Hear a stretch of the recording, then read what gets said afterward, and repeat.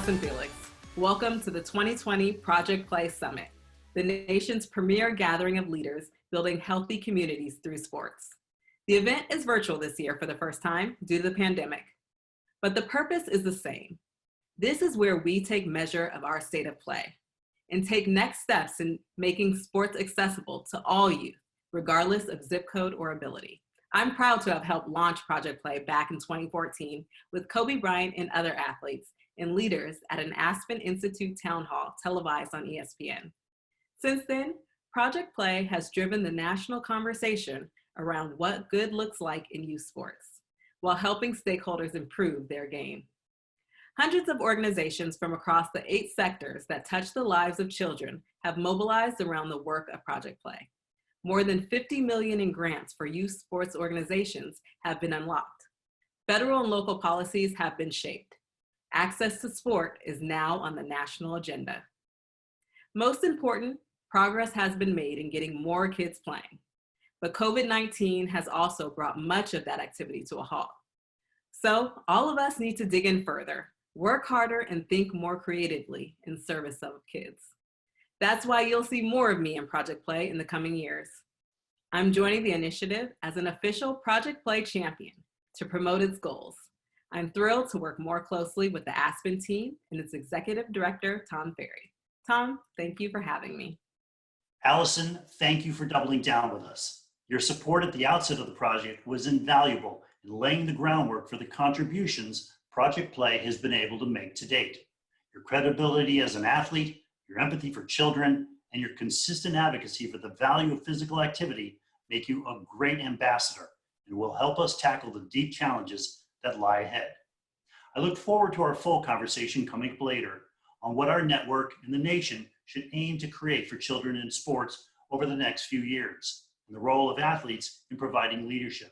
But before we go, anything that you want to share about what being a Project Play champion means to you? I'm just really so proud to be a Project Play champion. The work that Project Play does is so incredible and is so important for children. And we're seeing, progress happening, and that's really exciting. And so I'm just looking forward to helping and contributing, in any way that I can. Well, beyond the challenges presented by COVID-19 and the economy, we're also living in an era when there are greater calls for racial and gender equity in our nation's leading institutions. Project Play has argued that if we want to level the playing field in society, start by leveling the playing field in sports. Give all kids from all backgrounds the ability to develop life skills through sports. What role do you see sports playing in fostering a more equitable and cohesive society? I think it's crucial. Sport has ability to bring people together, and kids are no exception to that. And I think a lot of it is about different cultures and being in close proximity of people who are different from you. And, really understanding that we're not all that different. And whether that looks like anxiety before a game that we'll all experience, or, dealing with defeat, whatever that is, I think it really starts in sports. And there are so many lessons, obviously, that we're going to take outside of sports. But I think it's right there as far as getting kids together and getting them around people who don't look just like themselves. Yeah. Well, thank you, Allyson. We'll see you in a bit. And thank you to our Project Play Network and everyone joining us for this year's summit. We have an exciting agenda planned, our biggest and boldest yet. 4 days of solutions-oriented conversation with thought leaders and problem solvers of the highest caliber. Plus, workshops and opportunities to discuss our platform for action, just published, with 20 ideas on how we can turn crisis into opportunity. Today, on day 1, we assess the challenge facing youth and communities with on-the-ground insights from 3 leaders from 3 regions. We dissect the latest national data on sport participation rates and the impacts of COVID-19 from our exclusive State of Play 2020 annual report. We also hear from ESPN President Jimmy Pitaro and NBA Commissioner Adam Silver on how national sport organizations are mobilizing to meet the moment. Allyson and other prominent athlete citizens also weigh in on the role of athletes in this effort. Day 2, tomorrow, is focused on schools. One session explores the historic challenge facing high school sports due to COVID-19. We also hear from Paralympian Tatiana McFadden, U.S. national soccer team member Crystal Dunn, and others on how to make more room for underrepresented populations. Pro Football Hall of Famer Terrell Owens kicks off Day 3, which examines the role of coaches in a turbulent time, when kids need mentors as much as coaches. We'll also hear from Crystal's teammate Alex Morgan and Olympic champion gymnast Lori Hernandez. We then discuss ways that sport providers can build their human and technological capacity so they can better serve kids at scale. We close the summit on Day 4 with a conversation on sports parenting with best-selling author Michael Lewis, whose new project on youth sports is released this week. We also ask, how do we give every child the right to play sports? And with the 2028 Los Angeles Olympics as a North Star, what's the role of the Olympic movement in improving our nation's state of play? U.S. Olympic and Paralympic Committee CEO Sarah Hirschland joins me in a conversation. All that and so much more.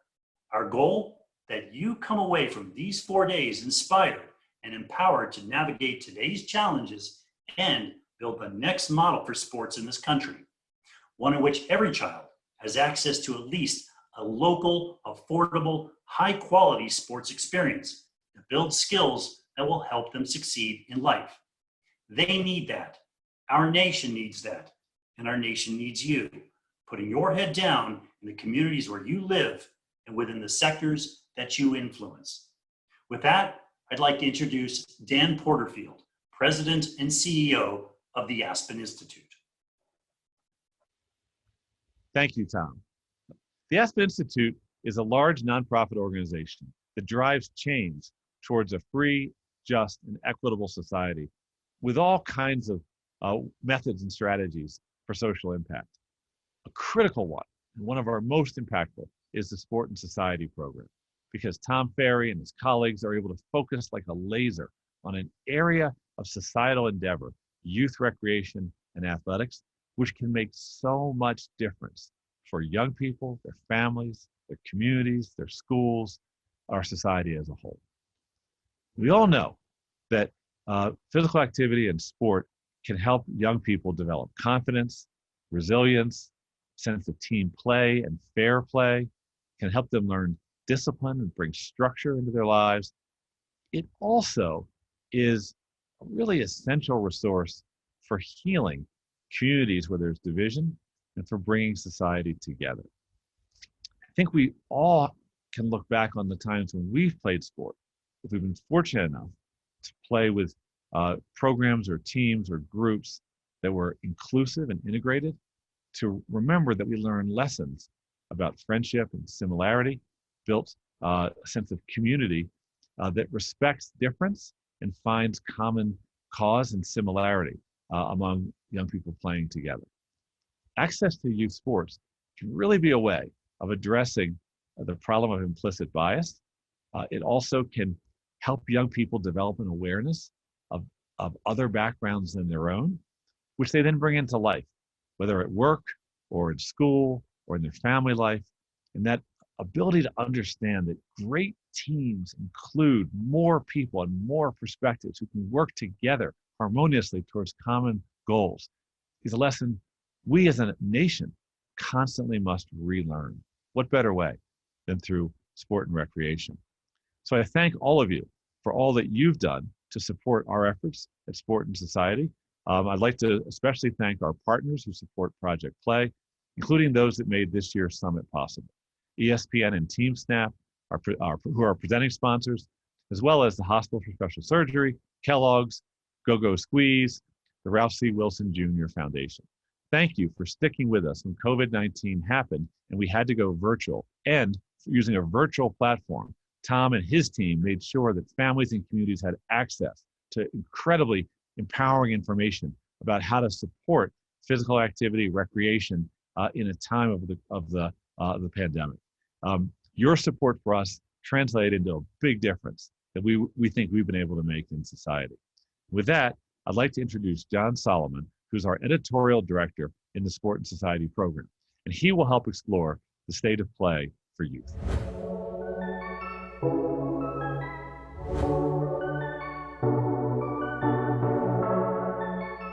The state of play in 2020 is filled with frustration and hope, stops and starts, setbacks and progress. It's not unlike much of our society in this turbulent year. We're going to talk now about the national data Project Play collected from 2019 before the pandemic, thanks to the Sports and Fitness Industry Association, and also new data collected during the pandemic with Utah State University. All of this can be found in our new National State of Play 2020 report at as.pn/SOP2020. For the first time, the report is digital and includes data for youth ages 13 to 17, in addition to 6 to 12. First, it's worth knowing that real progress was being made in 2019 to grow sports participation. 61% of kids ages 6 to 12 played team sports on at least a casual basis, the highest on record dating to 2012. 620,000 more kids at least tried sports once in 2019. That's progress. 38% of kids played team sports on a regular basis. That marked the third straight year with a slight participation increase after years of decline since this number peaked at 45% in 2008 prior to the Great Recession. In 2019, sports like baseball, cheerleading, field hockey, flag and tackle football, gymnastics, ice hockey, soccer, softball, track and field, and volleyball all had higher participation rates. The long-term challenge of recovering from COVID-19 will be even more difficult than the Great Recession. There are both financial and health factors to return to play. In 2019, we continued to see the haves versus have-nots about who can access sports. Before the pandemic, 23% of kids ages 6 to 12 in families making under $25,000 played sports on a regular basis. That was slightly up from 22% a year earlier. Meanwhile, 49% of kids in homes earning over $100,000 played sports regularly. The gap between high and low income youth was 15 percentage points in 2012. By 2019, it was 22 points, and it's likely only going to accelerate due to the pandemic. Some good news, in 2019, the percentage of kids 6 to 12 who were physically inactive declined for the fifth straight year. Kids continue to move their bodies at slightly higher rates, but we know from more current research that physical activity has declined by about half during the pandemic. Another positive in 2019 was an increase in the percentage of coaches who are being trained. More coaches reported they were educated in CPR, basic first aid, concussion management, general safety and injury prevention, sports skills and tactics, and effective motivational techniques. This is credited in part to a concerted effort by many organizations in youth sports that are taking action to train coaches, but more quality training is still needed. Before the pandemic, youth sports parents on average said their child played sports about 14 hours per week. During COVID-19, that has dropped to about 7 hours per week. Even before the pandemic, there was an unhealthy balance between the number of games and practices. The American Development Model recommends a 3-to-1 practice to game ratio for most age groups. During the pandemic, free play, practices, and games have all significantly declined. Time spent on virtual training has increased, but families making under $50,000 are only seeing slight increases in virtual training compared to larger growth in this area by wealthier families. You can visit as.pn/SOP2020 to find all of the sport-by-sport data on the number of hours spent before and during COVID-19. From June to September, parents reported more comfort with their child resuming sports when restrictions are lifted. Individual pickup games remain the form of sport by which parents have the highest comfort level. Parents are gradually becoming more comfortable with travel sports at 52%. That's up from 44% in June. But travel still trails community-based sports at 58% and interscholastic sports at 57%. There are still many parents not comfortable with kids playing sports. And that was reflected in our last slide. Parents' fear of illness, either for their child or themselves, has increased in each of the 3 surveys taken in May, June, and September. Today, 64% of parents fear their child will get sick by resuming sports. That's up from 50% in May. Black, Hispanic, and Asian parents express this fear at statistically higher rates than white parents. It's another reminder that the recovery process is not going to be easy for youth sports. And with that, I want to bring in Travis Dorsch to discuss some of these topics. Travis is the founding director of Utah State University's Families and Sport Lab, and he took the lead on producing these recent surveys during the pandemic. Travis, thanks so much for joining us. I appreciate it, John. Thanks for having me. So I want to keep this slide up on the screen for a reason and start by discussing another potential barrier for kids to resume sports. So you can see here, currently 29% of youth sports parents say their child is not interested in sports. That's up significantly from 18% in May and 19% in June. What do you make of this, Travis? I think right now there's a lot of inertia out there. Many of us have been inside and only venturing out for our necessities since March. And this has been a long 6 months for many families, especially considering those families who are in more urban areas where some of the restrictions have been tighter. And with that, I think has sort of come a normalcy of not participating in sports. And it's going to take a nudge, I think, to get us back to that normal, to what sport used to look like. And we can talk about that in a little bit, whether that's a good or a bad thing. But I think this sense of just sort of staying at home, that's the new normal. And it's hard to get back out there and to trust the health consequences that come along with that. Yeah, I mean, from our perspective, I don't think it's good having 3 out of 10 parents reporting this, particularly the significant jump from what we saw in May or June. Do you think these kids automatically bounce back into sports, or are there lessons that we need to learn about how to try to bring them back?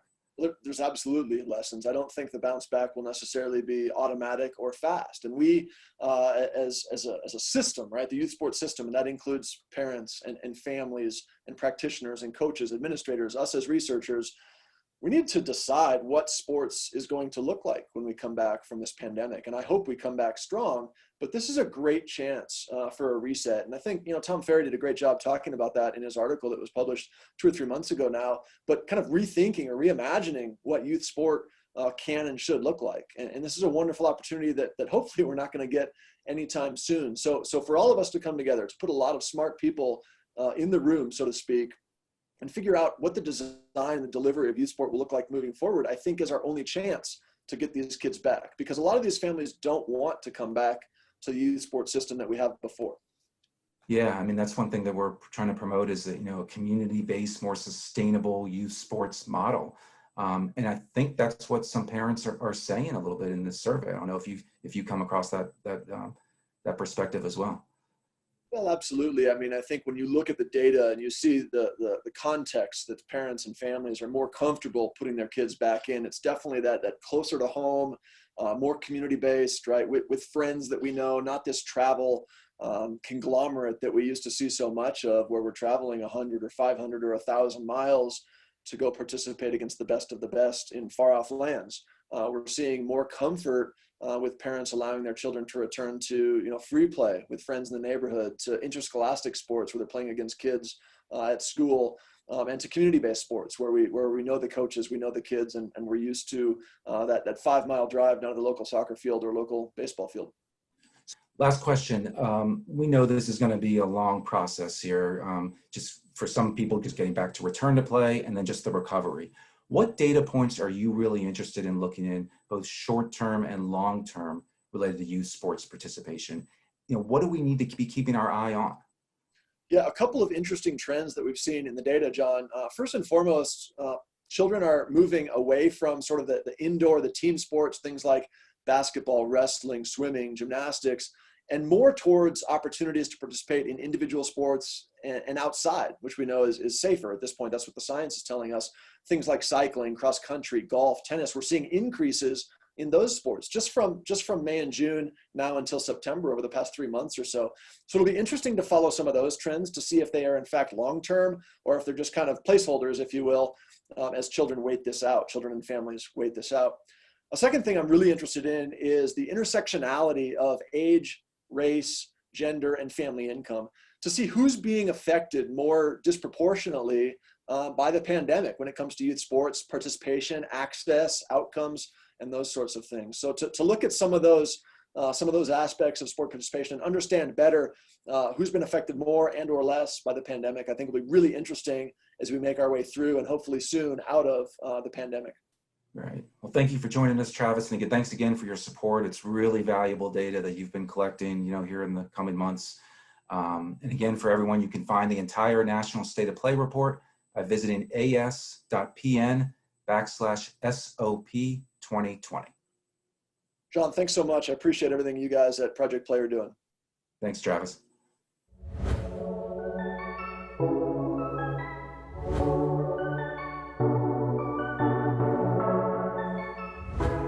We're now going to talk about how the national trends we're seeing in youth sports are playing out in local communities.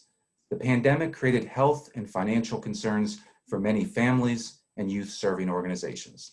Subsequent killings of Blacks by police led to protests around the country and calls for greater equity in society's leading institutions, including sports. Communities around the country face a historic challenge to recover during this unprecedented time. We're going to discuss these challenges and how communities are reacting with 3 local leaders. We're pleased to have Ron Nirenberg, who is mayor of San Antonio. One of his initiatives is the Mayor's Fitness Council and its Student Ambassador Program, which was recognized as a Project Play champion. The program empowers student leaders in grades 5 through 12 to serve as healthy change agents in their schools and communities and learn about nutrition, physical fitness, and mental wellness. Next, we have RaShauna Hamilton, Senior Director of Community Relations and Youth Programs for the Miami Dolphins. During the pandemic, the Dolphins have invested around $3 million in a food relief program over the next year with 1,000 meals served per week. They've also provided exercise equipment to youth and have pivoted to some virtual programming for youth football players. And finally, we have Gabe Albornoz, a council member in Montgomery County, Maryland, and the county's former Recreation Department Director. In September, Montgomery County approved $1.55 million to help address the disparities faced in youth sports participation among underserved youth and low-income families. So thank you all for being here. We really appreciate it. We know these are incredibly challenging times, so I want to start by going around to each of you with this question. And Ron, you can start first. What are the biggest concerns you have right now in getting your community kids to be physically active and playing sports again? Well, thank you. And certainly we have challenges with regard to youth access and youth fitness and wellness in general in San Antonio, which is what the Mayor's Fitness Council was all about. And it's been a program we've had for a number of years now. But the pandemic has really hampered our ability to get programmatic elements out into the community. Because essentially all of our free programs starting in March stopped, and they've been halted for about 6 months now. Whereas 2020 was looking to be one of our best years ever with regard to youth fitness activities and overall youth sport participation, it's basically come to a standstill. However, there are some bright spots. San Antonio has grown its park space and creekways, greenway trails, that sort of thing for a number of years now. And while we saw the decline in youth activity in programs and organized activities, we did see an increase in our park usage, park participation. So there are some bright spots, but clearly we lost our momentum during the pandemic, and we have to work doubly hard to get it back. Yeah, RaShauna, what are your biggest concerns right now in your community? I think the biggest challenge that we're having in the Miami community is not unique to us. I think it's a challenge that we're going to face across our country, and it's really how do you feel safe again letting your kid participate in sports, especially in a sport like football where they're on the field with a bunch of other kids, and there's not really an option for 6 feet of space when you're playing a contact sport, if you will, be it flag or tackle football. So I think it's really about how do we safely get back to play, and so we've tried to address that. We also felt like a major challenge was what happens when a family is struggling to feed their kids, right? You've got to be fueled to be able to play. And so that's where our commitment through our foundation for our food relief program came in, because we said, let's start with feeding and let's start with getting food in some homes, and then let's address the exercise and activity component since kids are home. So that's really what I feel the challenge is and how we're trying to help address that challenge. Great. And Gabe, what are the challenges in Montgomery County? Well, thank you. I very much echo the concerns raised in the respective communities in Miami and in San Antonio. We're experiencing a lot of that here in Montgomery County. I think we're very concerned about the social and emotional well-being of our children and youth right now. We are all virtual, and kids are not able to exercise in the way that they were before. They're not able to socialize in the way that they were before. And there were challenges prior to the pandemic with youth being able to access different leagues and programs and services depending on what zip code you live in Montgomery County.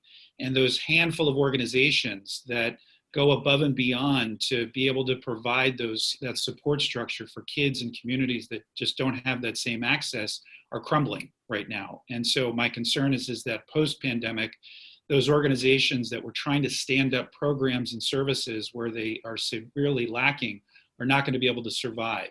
So it's going to compound the challenge of the social and emotional well-being of our children and them not having the same level of opportunities post-pandemic that they had prior to the pandemic. Yeah, I think the mental well-being is a huge challenge. And Ron, I mean, your office shared some information to us about that in San Antonio, the YMCA youth sports participation for the fall is down 60% for participants compared to last year in 2019. What are you finding? What are you hearing about mental health challenges and the social emotional development of kids during this time there? I think Gabe said it absolutely right. The reports of anxiety, depression among youth have skyrocketed almost fourfold since the pandemic began compared with times at the same time last year. We know that there's clearly a impact of the social isolation that families and children in particular are going through. And without the fitness outlets that they used to have, that anxiety increases. So we clearly have to figure out ways to cope in the pandemic itself. But with regard to outlets for youth in particular, this is going to be a challenge. If we don't address it, it will compound year after year. RaShauna, there was a period where South Florida was really hit hard with COVID-19. What is the comfort level now for families there to return to youth sports, and especially tackle football, which is such a popular sport in South Florida? So I think that parents are really trying to find what the new normal is going to be and how to get their kid back into that new normal. So we know of communities here that have finally started playing again. We know of a couple leagues here that are getting up and running. And so they are all kind of figuring out their new protocols, how to get the kids back safely. We know of a couple communities here where the economic need is very high. And so when they were running programs, that was also helping when your parent's an essential worker, right? There's somewhere for these kids to go that the parent feels safe when they know they have to go to work. And so what they did was they really focused on training programs where you can stay 6 feet apart, you can still interact with other kids, you can go out and maybe work on things like footwork and speed and agility, and that doesn't necessarily require you having that contact. So I think that parents are kind of finding what that new normal is, especially in an area that was a hot spot, a couple of months ago, and they're figuring out how to work through that. Yeah, and Gabe, Montgomery County, I know, has been one of the more cautious communities in the Washington, D.C. region to reopen. What's the reaction been like from parents in your county about allowing their child to return to sports? And does it vary depending on the competitive level, say travel and club sports versus rec sports? So it does vary, and it's been extraordinarily challenging because the level of community spread varies from county to county and from city to city. And so here in our area, we're often referred to as the DMV, District, Maryland, and Virginia. And you have different policies that have been established within each jurisdiction. And so travel teams, for example, may have to abide by a certain set of rules in one jurisdiction, but not the same set of rules in others. And it is creating some confusion and frustration. Here in Montgomery County, our public health officials have, as you said, and I think appropriately, taken a more conservative approach to phasing in the reopening of various sports. And they have tiered different sports into different categories, tiers 1, 2, and 3, depending on their impact and how often there's interaction during the game of play. And there has been some debate as to what's in the second degree versus what's in the third degree. And we are requiring in the county, for example, soccer, that up until recently, players had to wear masks while playing. And so there were some travel teams that were refusing to play games here in Montgomery County for that reason. And we've since alleviated that because I think there's been more analysis done of concerns of wearing masks while during play also leads to challenges, respiratory issues. But there is a difference between recreational leagues and travel leagues, where recreational leagues having to wear a mask or taking additional precautions is seen tremendously as an asset, more favorable to some of those families, where other families who are investing a lot of time, energy, and frankly, resources, and are little less concerned. And so it does pose some challenges to establish a policy that everybody can sign on to. Ron, speaking of travel sports, we know that these travel sports tournaments can be a huge economic driver for local tourism. What's been the impact for the city of San Antonio on the sports ecosystem basically shutting down for many months? You had no amateur sports events, you had no youth travel sports events, you had no San Antonio Spurs, which went into the bubble for quite a bit. What did that look like financially for your city? Well, it was very difficult, obviously. San Antonio, beyond being an NBA city, is also a city that has a lot of major sporting events every year. We had the Final Four just a couple of years ago. We're anticipating having the women's Final Four coming up this year, and so we are a destination city. We've got an Alamo Bowl, one of the top tier bowl games in college football. So we also have things like USA Diving Championships, a lot of swimming events that take place in our venues. So the impact of a shutdown, essentially, in the sports landscape, amateur, collegiate, and professional, was significant. And based on the direct economic impact of the events I just mentioned, in addition to what we were really anticipating, which is the Defense Department's Warrior Games this year, we had a loss of about $35 million in direct economic impact, not to mention the obviously indirect impacts that it has from visitors and travel, et cetera. And then you have, of course, the shutdown of the NBA season, which was a pretty big hit to our ecosystem as well. The cost of losing essentially a half a season or more of the Spurs was about $25 million as well to the city. So what does that mean for budgets, say for, recreation? I mean, does that trickle down as well in terms of what you spend moving forward on, Parks and Rec or some of those entities? Well, it does and it doesn't. So the city of San Antonio's general fund obviously has the Parks and Recreation budget. And one of the things, the lessons learned for municipalities coming out of the pandemic is that we have to do a lot more with regard to health infrastructure. And so, as I mentioned, our parks and rec infrastructure and programming has to be maintained or increased. And one of the things that we found, one of the best outlets for folks during this pandemic has been our trails, our hike and bike trails. We've got an elaborate system around the city. It was one of those places that we can keep open despite the rules around congregating, because the trails are meant for people to keep moving and not congregate. So those were, we saw a twofold increase, literally from 75,000 people in a 6-month period last year to about 150,000 people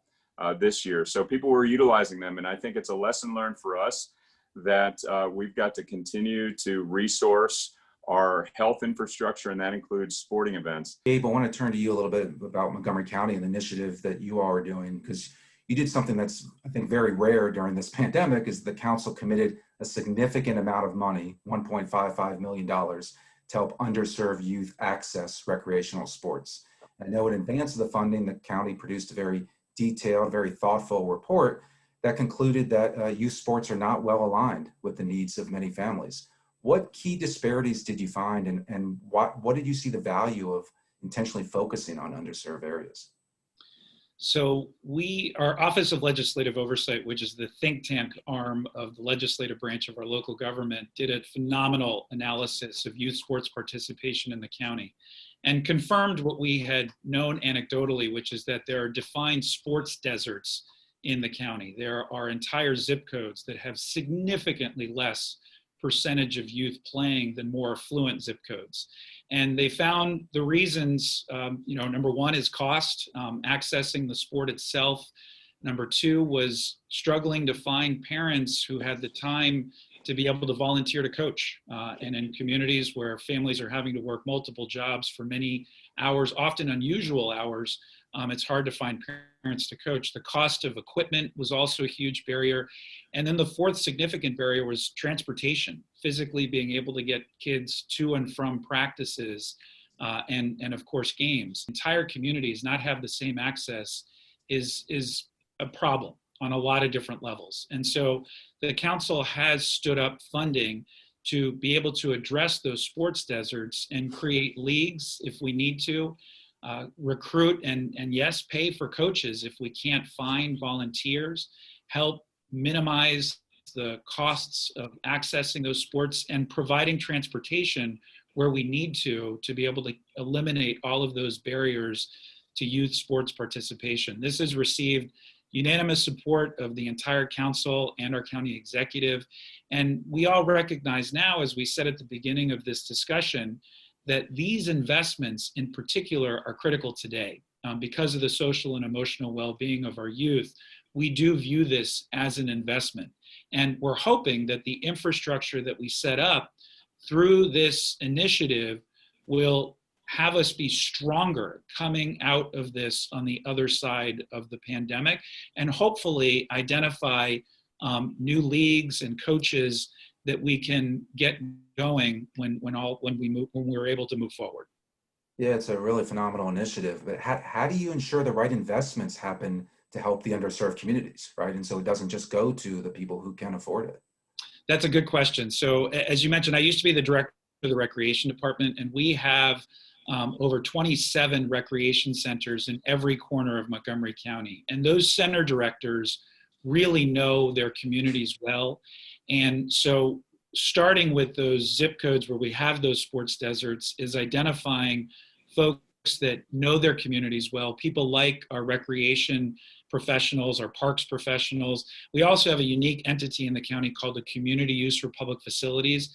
They broker the space. They serve as the middle person to help leagues and teams access fields and gyms and other sports and recreational spaces in the county. They also have a very strong understanding of the community. And so we're also going to form a task force coming out of this that we think will transition to what will be called a sports commission, so that there's an entity focused on this that really understands these communities and helps ensure the longevity of initiatives like this. I think everybody's hurting financially, right? Not just the municipalities, but we know that pro sports teams are hurting. And I wonder, we often hear municipalities that parks and recreation can be one of the first to be cut. Is that true of pro sports community dollars as well? Will the Dolphins have to cut funding for youth programming? So like you said, we are not immune to the challenges that are going on. And so that's where we had to think about the resources that we have, our philanthropic resources to be specific, our foundation dollars, where are they going? Should we be focused in other areas than we currently are? And so that's where we had to make some tough choices, where historically we've been able to provide some funding for youth sports. We had to shift some of that funding to help feed.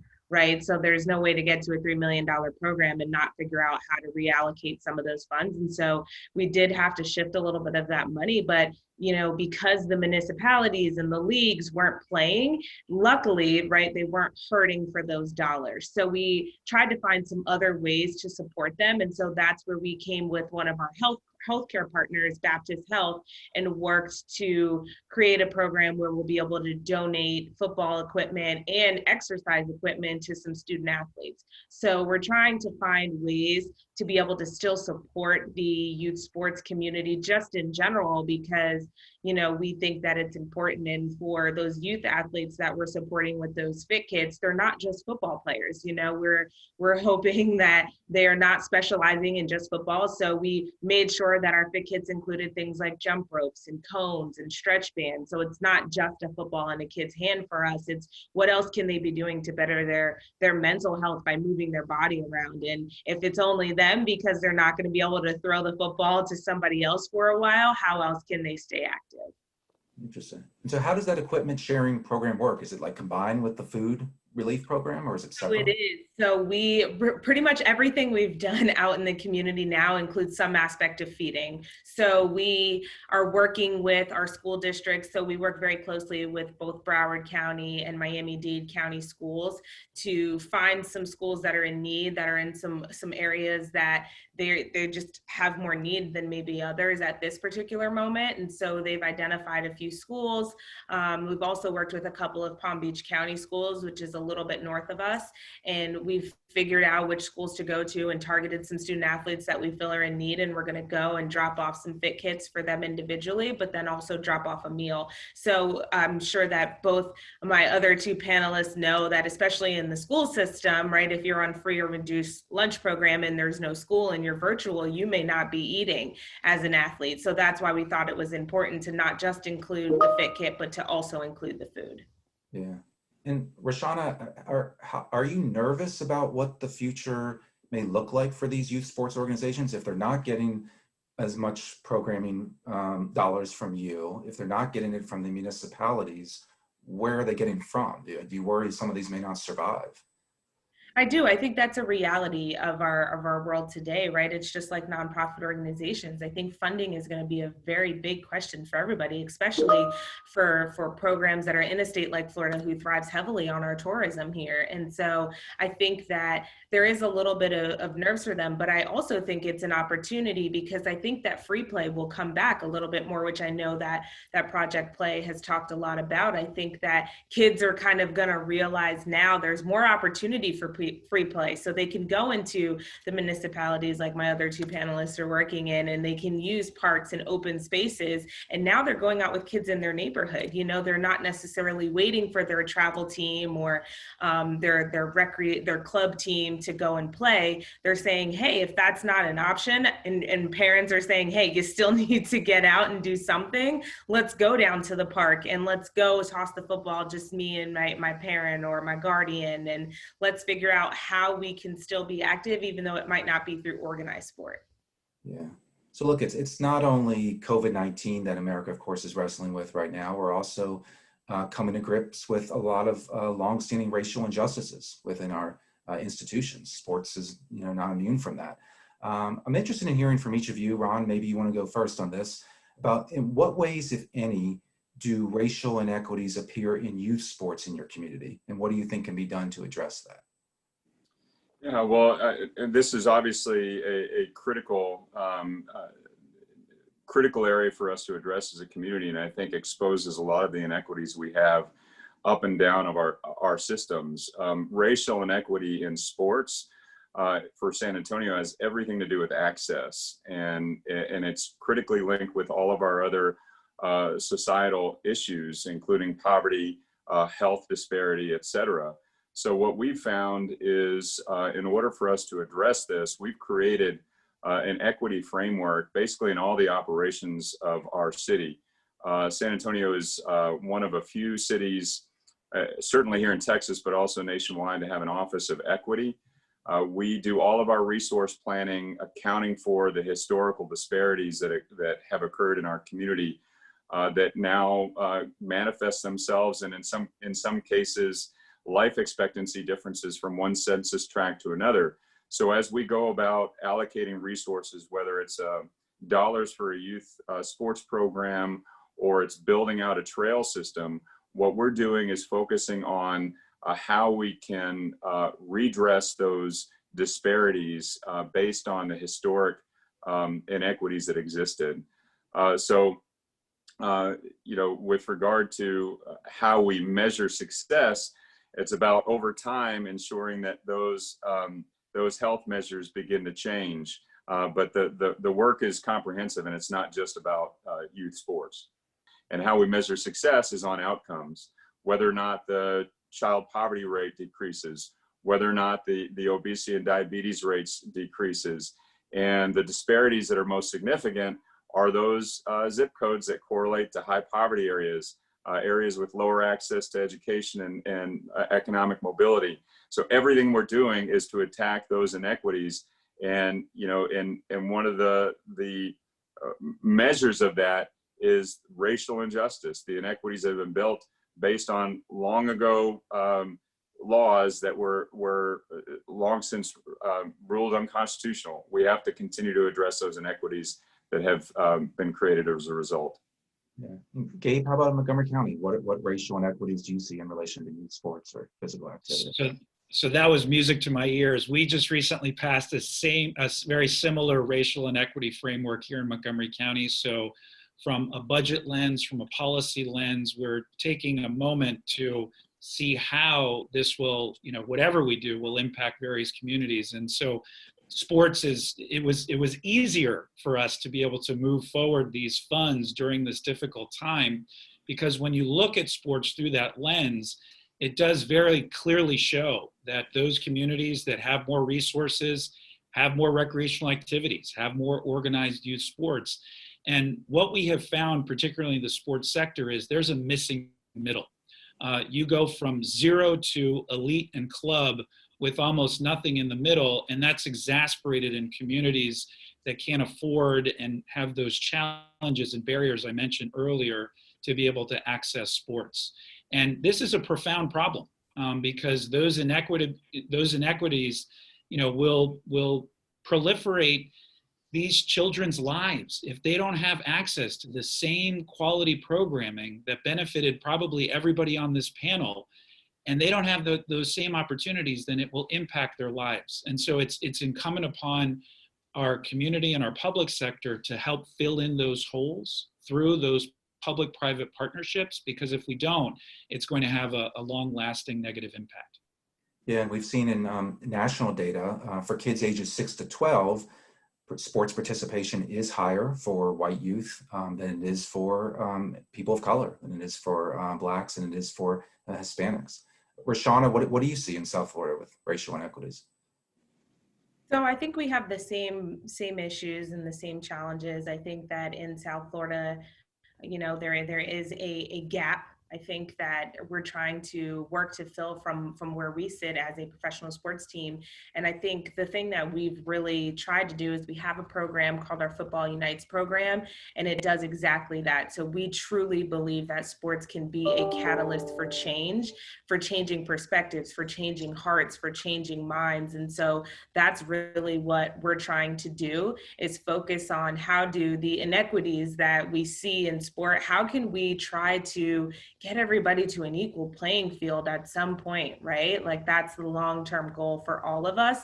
And so through our Football Unites program, we've brought together about 60 organizations that represent different segments and categories within our market. So there's areas that talk about identity and LGBT youth, and there's also segments like Special Olympics where we talk about ability, but there's also faith as part of that as well, and gender. And so we bring all of these organizations together and we provide programming for those organizations so that the first step can at least be knowledge. So we believe that education is really the first step to tearing down some of those walls of inequities, and that's what we're doing through football. So we bring youth from all these different segments and we toss them all together. We put them in one big group and we say, you may have came with your group from Special Olympics, but you're going to leave here talking and interacting with kids from 2 other organizations, and you're going to play football next to them and you're going to talk to them. So last question for each of you. I want to try to end on a hopeful note, even though these are very challenging times. 1 year from now, hopefully we'll all be in a much better place as a society handling this virus. Assuming that's the case, in your mind, what would at least the start of a successful recovery for youth sports in your community look like to you? And Ron, do you want to take the first shot at that? Sure. Well, I think that not every crisis needs to, well, let me just say, I think that what we have realized as a country, but certainly here in our local communities, is that the pandemic has laid bare a lot of the issues that we were living with and that communities around the country have been struggling with. To me, that's a very powerful thing. When you have the attention of the entire country on the vast inequities that have led to the catastrophic economic condition that so many families are finding themselves in. It's all built on a series of inequities that have been long unaddressed in our community. So I think that what I'm excited about, particularly with sporting events and youth activities and our investment in them, is that we will begin to see a much more deliberate approach of bringing these kinds of activities into the communities that have been suffering without them because of the tangible impacts on wellness, health, and all of the other later in life benefits that you get from health and fitness activities. When we don't address health disparity as a root cause for all the other issues that one would experience in life, we just produce the results that we had been dealing with long before this pandemic. So I think that as a result of the clarity we've received through this pandemic, we will be able to focus on these inequities, and in particular, youth sports will be directed at communities that will have great benefit from them going forward. Great. RaShauna, what do you hope youth sports in your community looks like a year from now? I hope it looks like kids getting out and playing in some of that free space time. I think that while organized sports is great and kids should continue to play organized sports where it's available to them, I think, I hope that we are a year from now, we are in a place where kids feel comfortable going to their local park and playing, where kids are getting out and they're consuming sports, in just any way that they can. And I hope that it's allowing them to connect with other kids in their communities. And honestly, communities adjacent to theirs, because as we know, you can go in the zip code right next to yours and you can experience something completely different from your own. So I'm really hoping that a year from now we have kids in Miami and Broward County and Palm Beach County that can honestly get out, they can play, they can meet other kids, and they can expand their worlds a little bit outside of their computer screens. Great. Gabe, you'll have the last word. Give us paint an optimistic picture somehow, hopefully, of a year from now. What looks good for youth sports in Montgomery County? I am actually optimistic about our future. I truly am. This has forced us to look in the mirror in so many different ways. And those disparities that existed are now on steroids, but it's forcing us to look at creative solutions. And so I'll talk about this in two categories. One, I do hope that we identify that missing middle. We set up recreation leagues and programs and services in areas that deserve them, that need them. And that's a hole that we're going to try to fill through county resources and through public-private partnerships. But I also hope that families take a step back and reflect on this time where they're home for dinner more often, where they're not rushing around from league to league, from game to game, having their 9-year-old go to tournaments across the country. I think we need to really look back at the sports climate and environment and reflect on what's the most important. And that's our families, that's our health, that's our wellness. And, we spend $60,000 over the lifespan of a sports, hoping for a $10,000 scholarship to some of our colleges. I think we need to put that in perspective and have youth focus on what's important, and that's playing and having a good time and hanging out with their friends. So I think we're going to come out of this stronger, and I so appreciated joining this panel with you guys. Absolutely. Well, thank you all so much. We really appreciate you joining the conversation. We wish you and everyone in your community the best, and we are hopeful for a brighter future moving forward. So I'm now going to turn it back over to Tom Ferry for some thoughts on possible solutions to some of these challenges facing youth sports. Thanks, John. So, how do we create the opposite of what happened during the last economic downturn, when regular team sport participation rates among youth fell from 45% in 2008 to 38% in 2013? What can be done by leaders to turn crisis into opportunity, to preserve and maybe even grow access to sport in the coming years?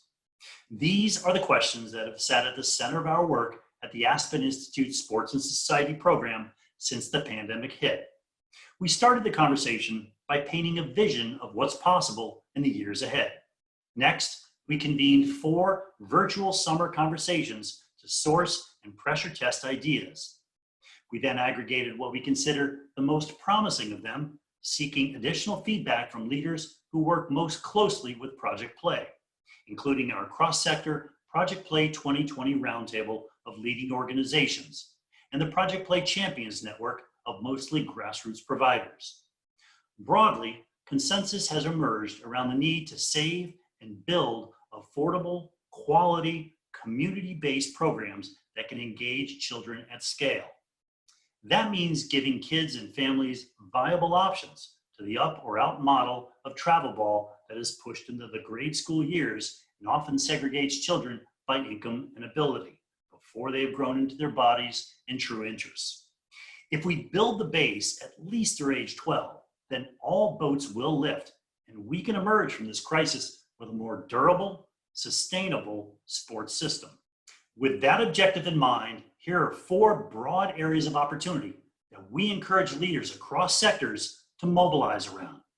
This platform for action can be found in the Call for Leadership chapter of our State of Play report. Number 1, recognize the right of every child to play. Look, play is a human right, which is to say it is something every person is born with. This notion is recognized in the most widely adopted treaty in the world, ratified by every nation except the United States. Further, every child is wired to play. Play is the work of a child. Through interaction with objects and other children, they develop the physical, mental, social, and emotional skills to navigate life.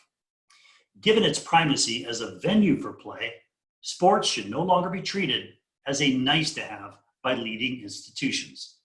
Adults who design policies, programs, recreation sites, and communities should be especially mindful of improving access for underrepresented populations, including youth from low-income homes, rural and urban areas, girls, racial and ethnic minorities, and youth with a disability.